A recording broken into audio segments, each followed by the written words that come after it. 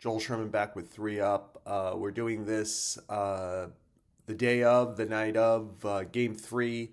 Yankees and Blue Jays series now back in the Bronx. Yankees need a three-game winning streak to save their season. Obviously, that has to start Tuesday night. Carlos Rodon against Shane Bieber. Why don't we start three up here? Number one. I always think there's a difference between fair and sports fair. FAIR. In life, you usually have nice long runways. We don't make judgments in very short periods of time, hopefully, etc. In sports, sometimes it's about, hey man, the starting quarterback got hurt. You got 1 week to prove if you're the backup that we should be playing you, or you should get a job someplace in the league, etc. And that's it. The windows are small. There's no smaller windows than the postseason, and there's no bigger judgments than in the postseason, and that's not meant as a pun on judgment, because this number one is about Aaron Judge, who has played 63 postseason games. Let's not kid ourselves who Aaron Judge is big picture. He's going to the Hall of Fame. He's probably about to win a third AL MVP. Certainly, it's either first or second with him and Cal Raleigh of Seattle. He's one of the greatest right-hand hitters who's ever played the game. He's had astonishing regular seasons. He's played 63 postseason games, though. And what's missing from his resume is a great moment or two that helps his team get through. I don't know how the Yankees have a three-game winning streak if that doesn't happen. Judge is actually hitting this postseason. He's 8 for 18, but 7 of them are singles. The 2 runs he's driven in, one was a gift for both the official scorer and Jaron Duran of the Red Sox, their left fielder, who dropped the ball. It was called in Game 2 of the wild card series, it was called a hit, and it got an RBI. The other was the Yankees were down 13-2 in Game 2, and there was an RBI. It would have been better that he's 1 for 10 in this series, but the one was when he came up with the bases loaded in the 6th inning of Game 1, and it was a 2-0 game. He popped a grand slam or a 3-run double. Instead, he struck out on what would have been ball 4 against Kevin Gausman. At this point in his career, it's strange. The top 5, there's a statistic, a metric called win probability added on Baseball Reference. And it's essentially what brings you closer percentage-wise with each at-bat to a win. And the 5 best in Judge's career, which is well up over 230 plate appearances now in the postseason, 4 have come in losses, 4 have come before the 5th inning.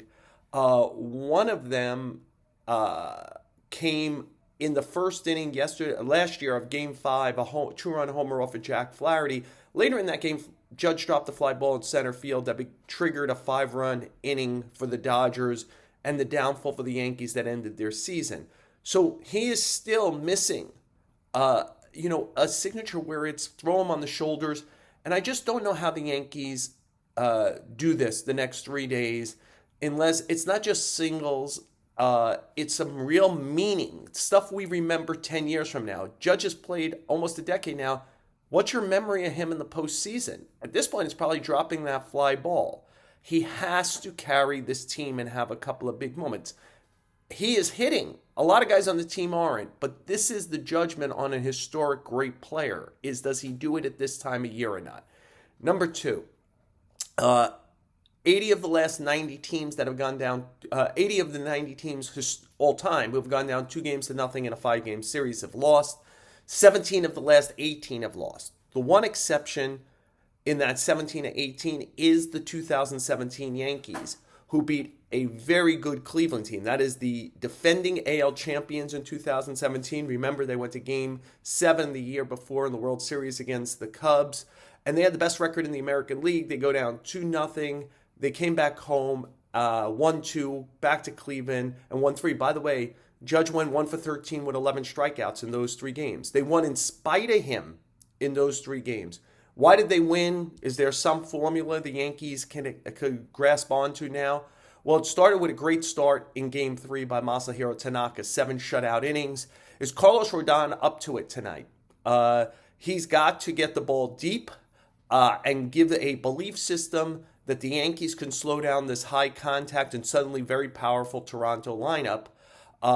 The second phase of the comeback in 17 by the Yankees was essentially flawless relief led by Tommy Kahnle, David Robinson, and Aroldis Chapman, or some combination of Duvall, Cruz, Williams, and Bednar up to this. There is no margin for error.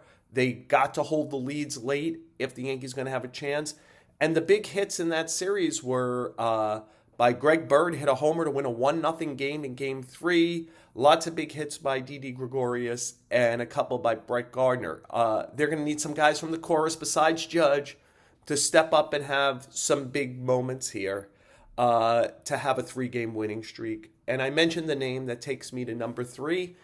I have no idea who's throwing out the ceremonial first pitch tonight. I suspect it will not be the guy I mentioned who has been distant from the team since he retired.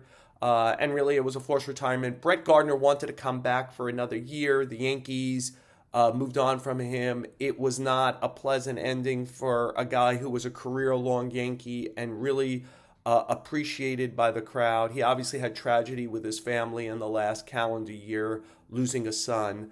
The house would come down if Gardner threw out the first pitch. If he came back into the flock, he was an important mentor, and Judge talks about it to Aaron Judge, and I think they remain close.